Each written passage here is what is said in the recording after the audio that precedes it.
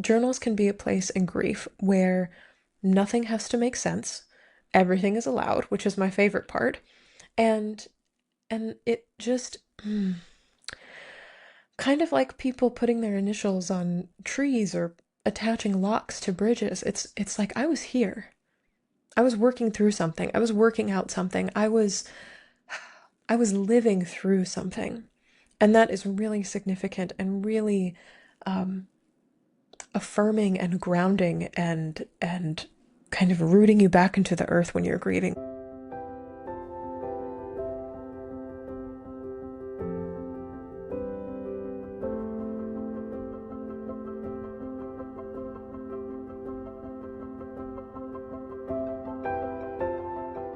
Hi there, and welcome back to Grief Grower, my dear grief growers. I am so delighted to be here with you today, as always.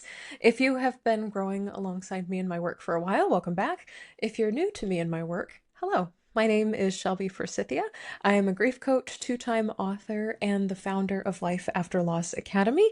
And over the years since I've been doing this work, I have had the joy and the honor of helping thousands of grieving people through my books, through my podcasts, through my online courses stop feeling stuck in grief and build lives that they genuinely love from the lives that loss forced them to live. And when I say loss, I don't just mean death related loss, because I think people think grief and they think death, and that is true.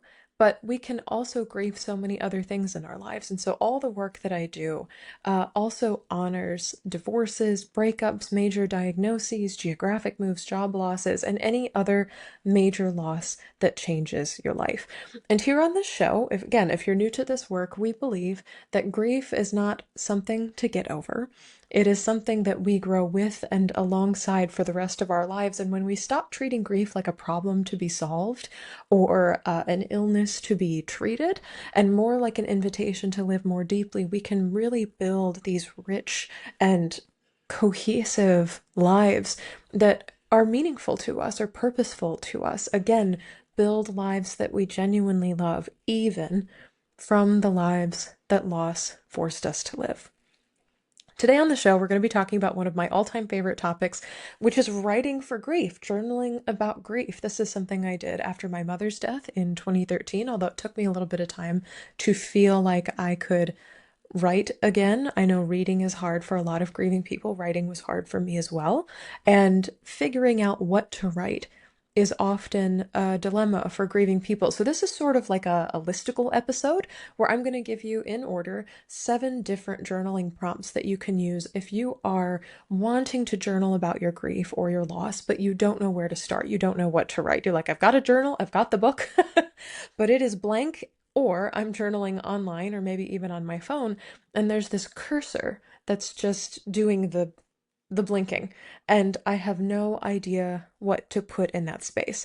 And I think there's a lot of pressure that we put on ourselves when we're grieving to put words around our experience, to say something profound. So I really hope that these prompts will be useful to you, because there's something that is uniquely haunting about staring at a blank page when you're grieving. It's not just that there often are not words for grief. Grief is often described as a wordless experience. It's the pressure to like explain what's happening in here through here and with nothing but a pen and a piece of paper. And they seem like these little teeny tiny tools in the face of something as big and as monstrous and as overwhelming as grief. This was my experience, and see if this sounds like you. You're sitting down to write, hoping that journaling about what you're feeling might help, and trusting all of this online advice, including some of my own, that says writing's good for you when you're grieving. But you look at the page and you've got your pen in your hand, and your brain goes kind of fuzzy, and your heart aches because you really, really want to do this, but you don't know where to begin, and so you don't end up writing anything. The page stays empty. And then, if you're anything like me, there's this voice of shame that comes in too that says, why can't I even do this? This feels like so little in the face of grief. Why can't I even do this? And if you feel like the blank page is something you're fighting or coming up against, this reframe might be helpful to you. It is something that I gradually sort of adopted in the wake of my mother's death, and that is the blank page is not here to shame you. It is an invitation or a doorway or a space to like spread out. One of my favorite podcast maintenance phase often refers to spreading out in the living room of their show. Of an empty podcast and open mic as the ability to have a space to spread out. And you can see your grief journal as the same thing. It's a space to say what's on your heart without having to be poetic or without having to be coherent. You don't have to know exactly what to write. And in this space, spreading out in the living room of your grief journal, you just have to be willing to try or to exist, to sit in there and to take up space. And again, whether you're grieving somebody who died, or a relationship that ended, or a diagnosis that changed your life, or a version of yourself, or a version of a life that you thought you would be in right now, these are all really good, gentle prompts that help you meet the page with compassion. Again, these are not prompts that are about losing someone to death, specifically the death of a loved one. They are prompts that are universal fits for whatever grief you're facing, no matter how long ago the loss happened or what type of loss you're facing. Number one of my all-time favorites, right now, grief feels like. Insert your thoughts here. This is a helpful prompt because grief is weird and shape-shifting and strange, and a lot of people describe grief as kind of this nebulous blob that is shifting and changing moment by moment, day to day, sometimes even hour by hour. And so putting words to, as best you can, how grief is showing up right now in this moment can be really, really helpful for defining exactly what it is that you're experiencing right now. And so you could describe grief maybe as a fog or a weight or a storm or a giant or maybe a very, very subtle whisper. I often describe my grief as a record player, something that tells the same story over and over again in the background. In Life After Loss Academy, my students and I talk about our own record players of just grief telling the truth all the time. And so grief is a record player that constantly plays in the background. My mom is dead, my mom is dead, my mom is dead, my mom is dead. And if you've experienced multiple losses, as many of us have, we have many record players going in the background. And these record players aren't necessarily threatening. They're not necessarily getting closer or louder. They're just playing the truth over and over and over again. Some days that's exhausting. Some days that reminds me of the preciousness of what I'm living right now. And some days it's just really easy to tune out and ignore. It changes day by day, but starting to recognize grief as different objects or different animals or different people or different presences in my life has helped me through the years define exactly what I'm talking about when I'm talking about grief in any given moment. And readers of my first book, Permission to Grieve, will remember that I referred to my grief as a wolf trapped down in the basement. And this came forward for me while journaling because I was really, for the first 2 years after my mother's death, trying to ignore the fact that I was grieving. I thought that I bought into society's belief that if you push it down or away for long enough, it'll go away and it won't feel so big or bad anymore. And then the flip side of that is if I let this wolf out of the basement, it could kill me or I'll go crazy. That's exactly what I was telling myself, is this grief is so big and so bad and so all-consuming that I don't know who I'll be on the other side of feeling it. And so it's much safer for me to keep this wolf of grief trapped down in the basement. And by journaling about it feeling that way and picturing it that way in my brain, I was able to come up with even more metaphors. For example, hearing grief howling at night. The only time that I would really engage with my grief was before I would go to sleep. I would not really think about it or engage with it or let myself feel it during the day. And slowly but surely, I had these experiences with my grief where I felt not safer, because I don't think we can ever necessarily feel safe in the presence of grief, but more comfortable, allowing grief to rush forward. And again, as I tell the story in Permission to Grieve, there was a day when I was working downtown and someone stole my wallet. And that was the day that broke down the door, that tore down the floodgates. Everything that I was holding up against grief came down in an instant because something that was so precious to me had been taken. Just like in my mother's death, something so precious and crucial to my life had been taken.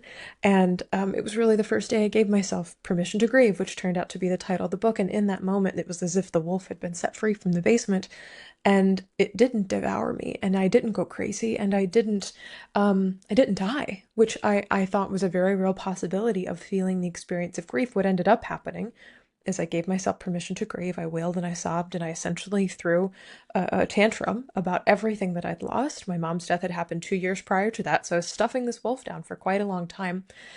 And by letting it forward, it was the first time I really felt all the way connected to myself again. But I would not have had language for that, and I certainly would have not turned it into a book. I'm not saying you need to write a book, but I certainly wouldn't have turned it into a book if I had not had this metaphor experience or this answer to the question, right now my grief feels like. So that's a really wonderful place to start off. Whether you think your grief is a living thing or a storm, something that comes and goes, something that's kind of playing in the background, something that's an inanimate object, you get to choose. You get to decide, or you can let your grief speak, which leads us into the second prompt here.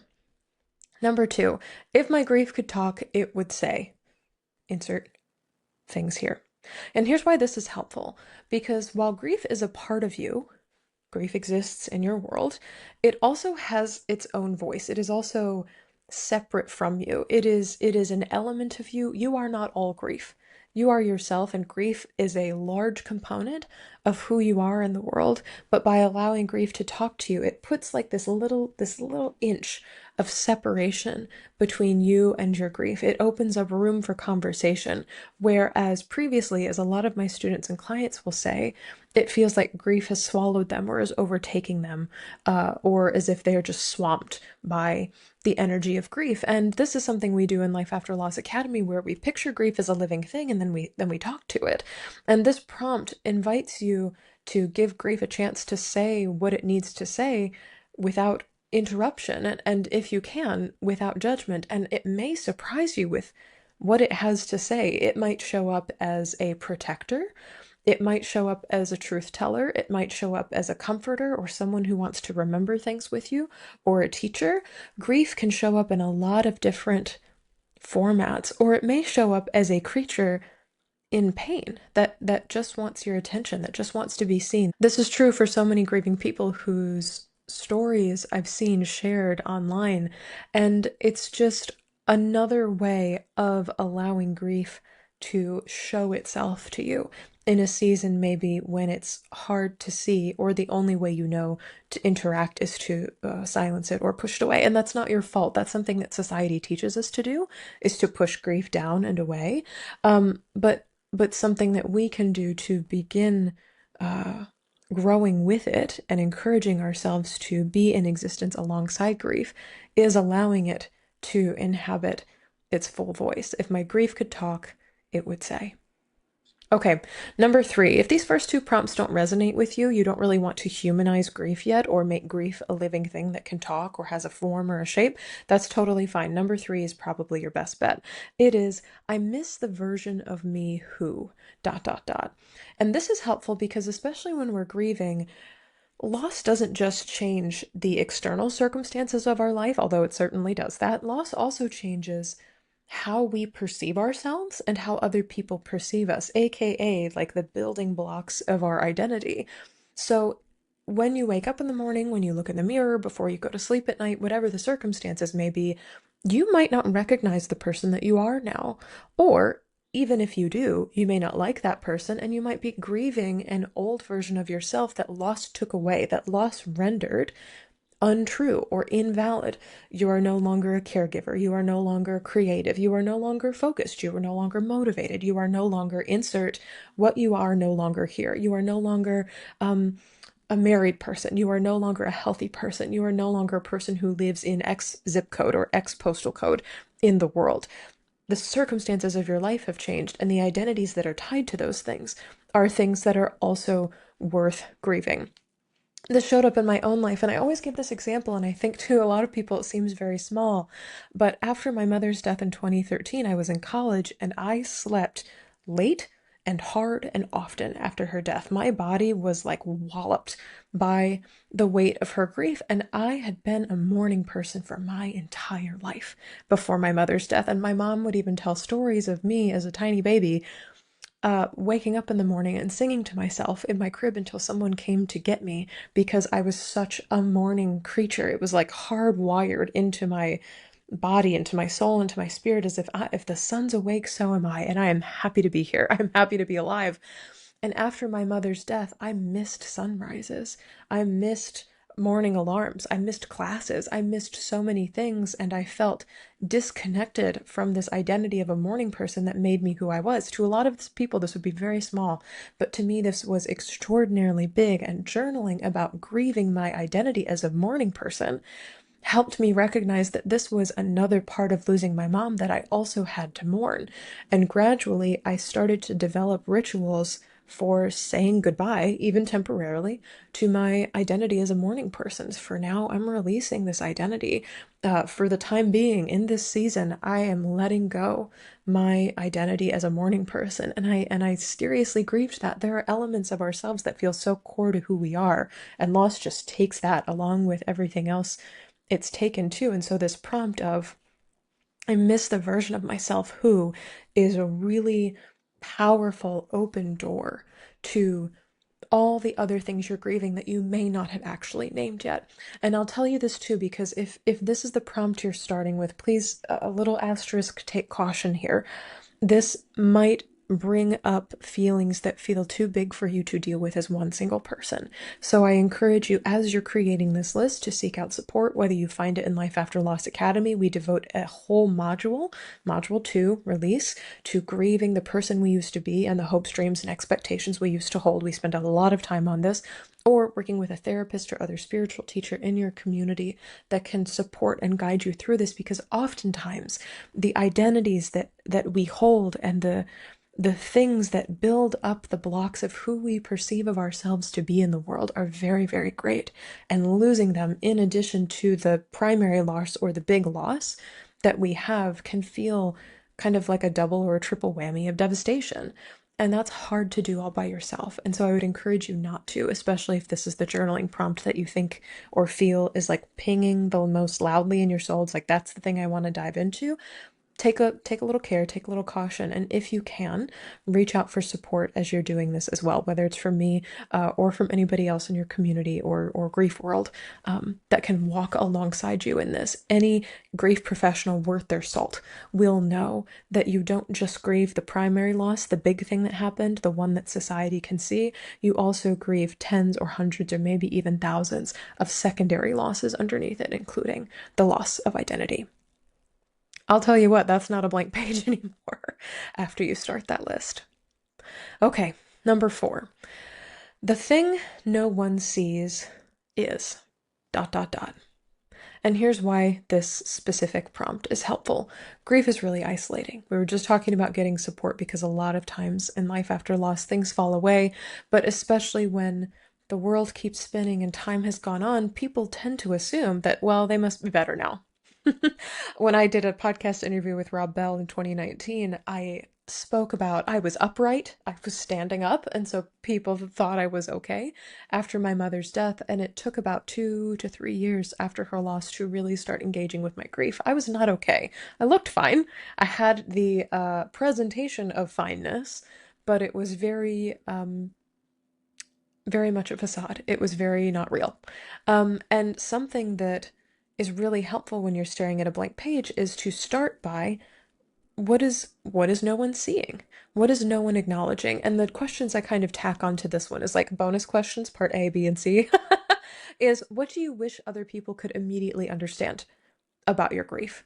What do you wish that people could just see you and just bam, know on sight that this is a part of your life or a part of your history or a thing that you're dealing with right now?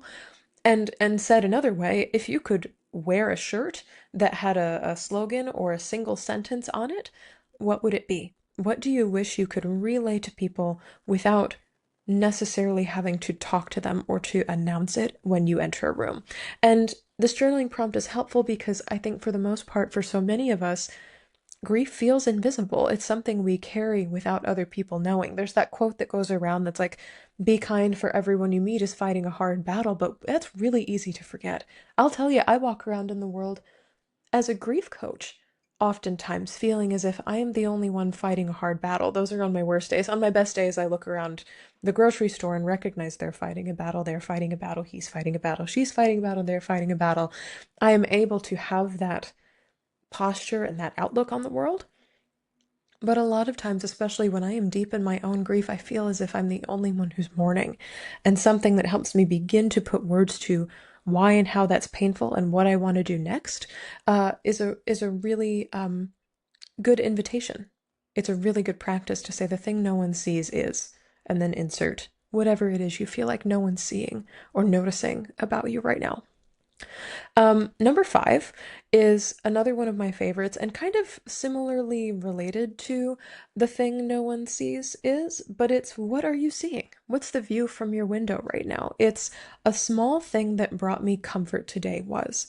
And this, let me tell you, speaking of asterisks, we got to bring in another one here because this one ain't about gratitude. Gratitude is such an insult when you're grieving. I am not interested in being grateful for my life because a lot of times in grief and loss, we do not ask for our circumstances. We do not ask for whatever befell us or whatever stormed through our lives and stole so much from us. We do not wish for that, and we do not have a thankfulness in our hearts for it being what is being served on our plate right now. I ain't saying a blessing before eating that. To bring out a little of my southern right now, I am not saying a blessing before being forced to eat that right now. Instead of gratitude, something that you can shift your perspective towards softly, as Martha Beck says, turning the boat by 1 degree or turning the plane by 1 degree, eventually you'll end up in a different location than where you originally set out for. Turning just by 1 degree, swiveling by 1 degree from gratitude to comfort is really, really helpful in your grieving because I do not want or need you to be thankful for what happened in your loss. What you can do is notice what's bringing you comfort today and in this moment. You do not have to look at everything that's happened and saying, I'm so grateful to be alive. You may not be. You may not be. And that's a very, very real experience in life after loss. What you can do is notice this small, teeny tiny thing brought me comfort today. This is what I'm seeing. This is what I'm experiencing. This could be, for so many grievers that I speak to, these are things in nature. This could be birdsong. This could be a piece of art. It could also be the ways that you're communicating with other people. So text from your friend or a kind acknowledgement from your boss, maybe. Could be a warm scarf, an article of clothing. Sometimes tactile things are really comforting to us. Sunrises, again, going back to my morning person, maybe you're a sunset person, or maybe you're a moon and stars person. Maybe you're like, I'm not interested in the sun. I am interested in the nighttime. But maybe those are things that are comforting to you. I've got a warm cup of tea here. Maybe it's a warm cup of tea. Maybe it's something you ate. Fresh pastry, that could be a comforting thing as well. Maybe it's something you didn't have to do today. That can be comforting. Maybe it's something that you got to do today. That can also be comforting. I know that for a lot of grieving people, nature is something that they turn to. And I also know for a lot of grieving people, nature is something that is a reminder that time keeps going. Whether the leaves are falling off the trees or the crocuses are popping up in the springtime, nature can be a reminder that time keeps going.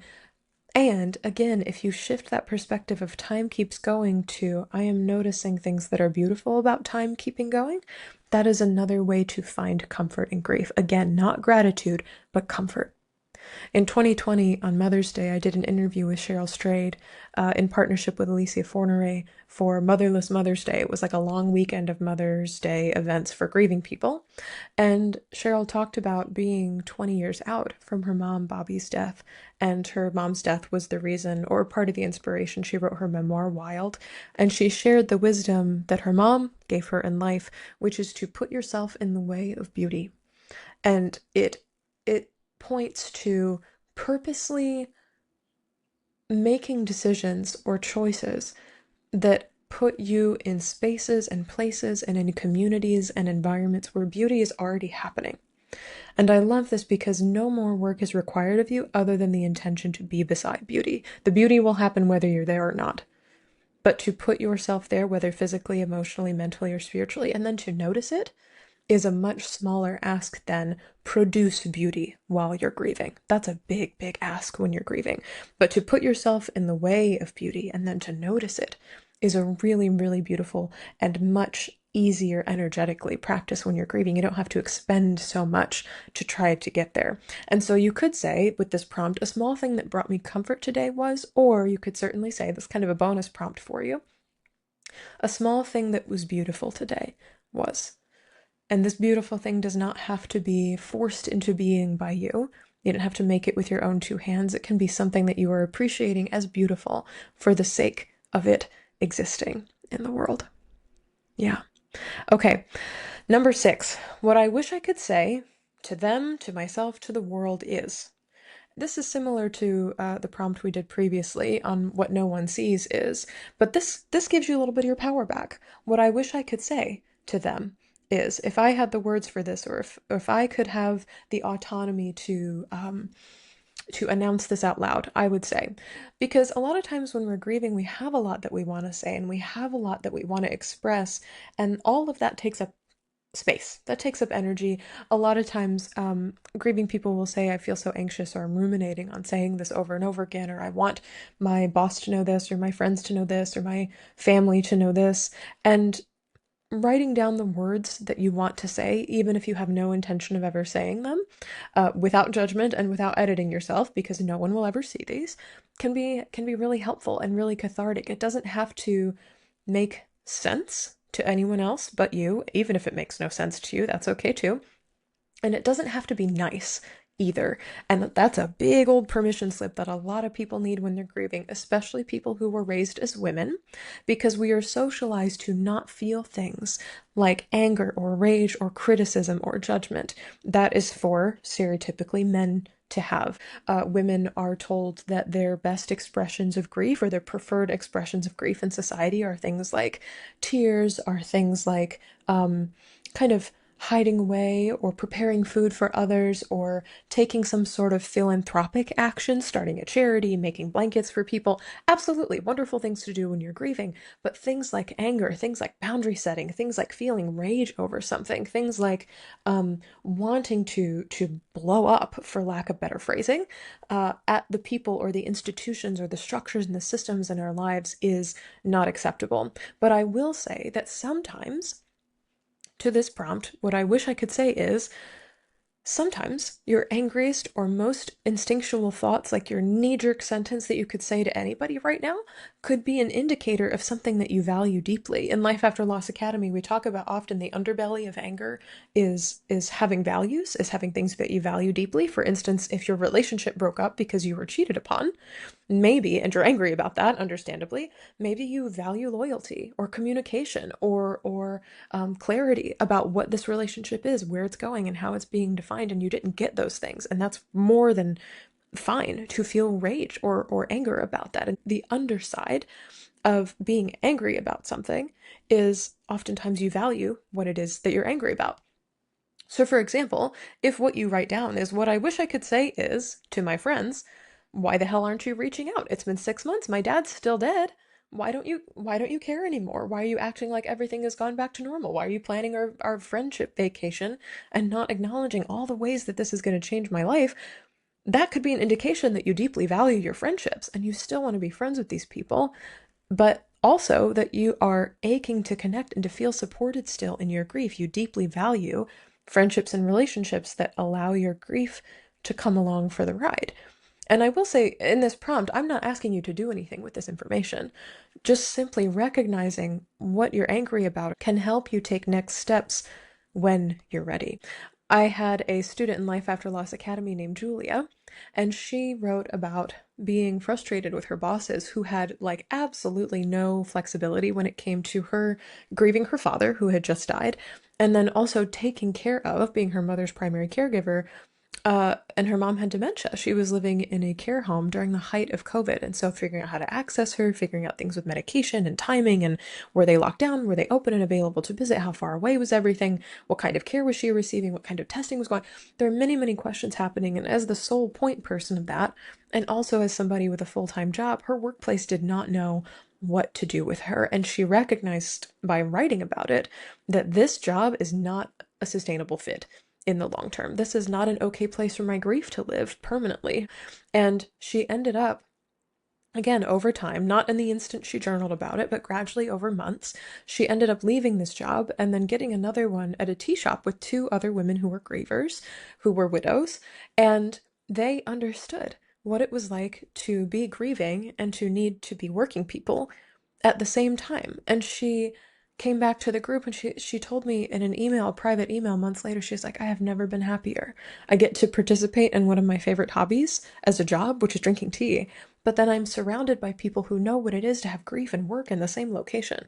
And that is something that exists. I didn't think that was something I could get for myself, but by journaling of what I wish I could say is to them, to myself, to the world, she started to really put the pieces together of this is unsustainable for me and my grief. And I could begin to have some sort of power here in shifting how this goes in the future. It's a really wonderful story. It's one of my favorites from the group. Lastly, number 7, journaling prompt for a blank page. If my goal in grief isn't getting over it, maybe it's insert your words here. And you've listened to Grief Grower now for 2 full episodes, 1 trailer and 2 full episodes. So you know that around these parts, we don't believe in getting over grief. There's no such thing as getting over grief. Like it's an obstacle you can just hurdle and hurl your body over. That might be society's goal for you. It might even be your friend and family's goal for you. It might be your boss's goal for you. It might be someone else's goal for you. But it doesn't have to be yours. This prompt is all about, kind of like the last one, reclaiming power in grief to define what healing means to you and set goals in grief for yourself. So if getting over it, heavy air quotes, you can see me on YouTube, heavy air quotes. For instance, forgetting your losses, leaving grief in the past, never speaking about your person's name if you lost a loved one or a breakup relationship, pretending nothing's happened. If none of that is your goal, what is? What is your goal? You might consider goals that you would set for this week.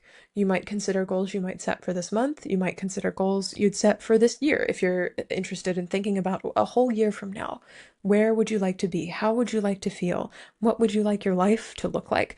There's an article I wrote over on my blog. You can find it for free, shelbyforsythia.com/blog, about setting New Year's resolutions, goals around the new year, and tying grief into your resolutions. I know it's not New Year's year round, but if you'd like some even deeper tips on setting goals for the new year and beyond, it's a really, really good and free place to start. And there's a bunch of different ideas for setting goals as it pertains to your grief, because I'll tell you what, grief changes how we set goals in the aftermath of loss. It demands that we do things differently, for sure. Oftentimes we have different priorities. Oftentimes we have different motivations. Oftentimes we're forced into different timelines or different tools or resources that we have to work with. Sometimes we have less money. Sometimes we have more money. Sometimes we have more time. Sometimes we have less time. Sometimes we have a team of people around us. And sometimes the losses we've faced mean that we don't have anyone. And so we're working towards goals under totally different circumstances than we had before. Sometimes we have lots of energy. Sometimes we have none. There are just so many different ways that grief fiddles with how we're trying to move forward that we know for certain that getting over grief is not the goal.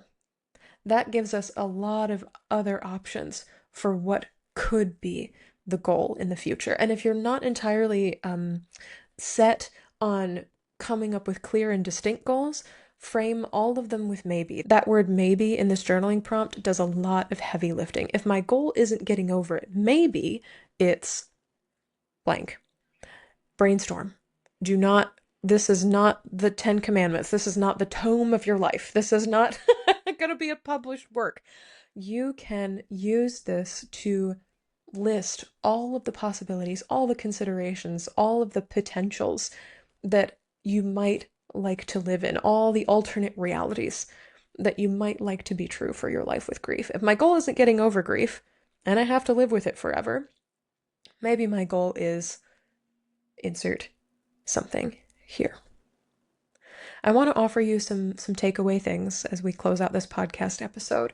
I hope that if grief feels like you don't have words for it yet, that journaling about grief and these 7 prompts, or whichever 1 or 2 or 3 or 4 resonate with you, serve as a really good place to start. I want you to know, as I wrote in my book, Your Grief Your Way, you get to do grief your way. You don't have to write every day. You don't have to be poetic or rational or logical in your writing. You don't even have to finish a prompt. You can stop in the middle of a sentence. And I know for so many perfectionists out there in the world, I'm looking at you, hello, recovering perfectionist here, that can feel so sacrilegious or so um, unsettling. And it can be another way you look at yourself and you're like, wow, grief has made it so I can't even finish a sentence either. Take a breath and let it be true. Just start journaling about your grief, with your grief in tow, alongside your grief, however you'd like to picture your grief in the room as you write. And I know for whatever this means to you and however it shows up in your life, your grief will thank you. You will come away having expressed something you haven't expressed before, having learned something maybe you didn't know before, and maybe even most helpfully putting words to something or a definition around something that you didn't have words or definition to before. And that is so helpful when you're grieving at a time when everything feels like blobby and amorphous and ambiguous and uncertain, to lasso words around it and tie it down, even if just for the moment that you're journaling, even if just for the moment that you're writing. In this moment, it feels like clunk. In this season, I wish I could say clunk. I wish someone would know about me clunk. These are all very certain, definite things, even if they only exist in the moment, that can really feel like a blessing in grief. And your journal can act not only as a mirror that you're holding up to yourself, but again, like a container, like a living room, stretch out, take up the space, get some throw pillows, it's yours, but also a witness and a diary and a log of this season of your life. You can look back on past journaling entries. I've definitely done this for myself and been like, wow, that's where I was. Not with shame or not with um, distress or cringiness or judgment, but just like, wow, that was what I was focused on then. That was what felt important.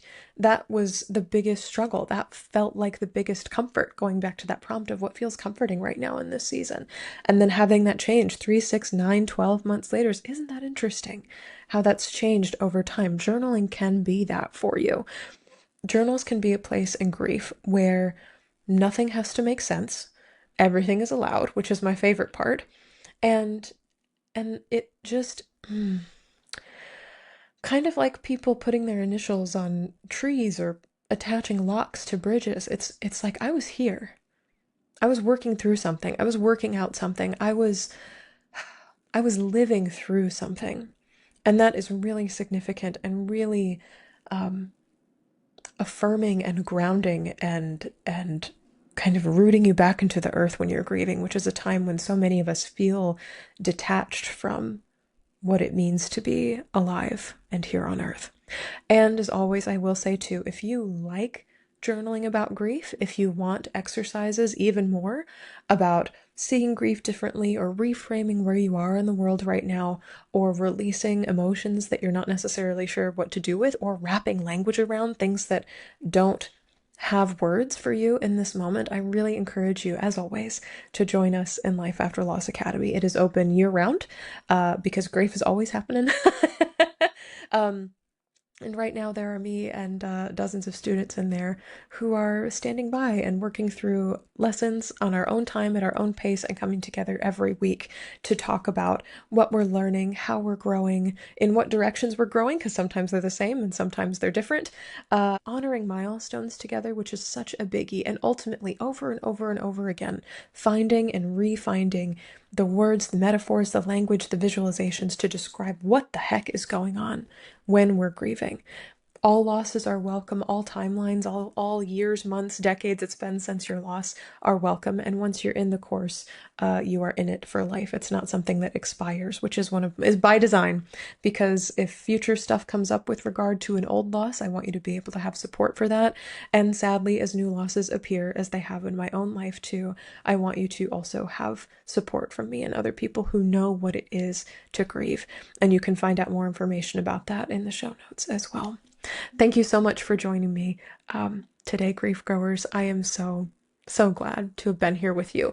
Get your pens, get your journals, and let's get to writing about grief. And I would love to know what you learned. I hope you'll find me on social media, Facebook, Instagram, LinkedIn, TikTok, Threads, wherever you want to find me, and tell me what you're writing about if you'd like to share.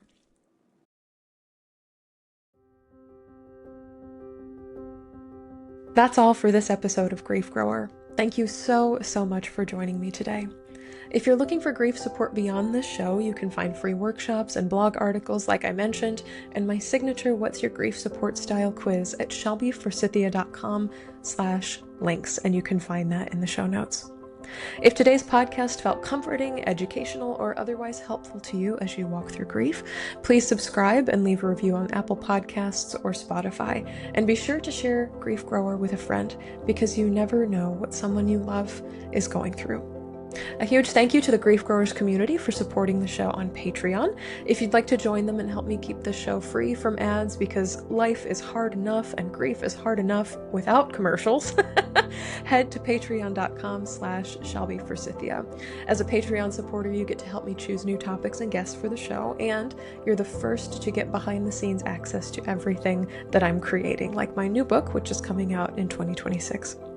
Grief Grower is hosted by me, Shelby Forsythia, and the theme music is composed by Addie Goldstein. Until next time, I see you. I am so proud of you and the work that you're doing in the world, and I love you. Because even through grief, we are growing.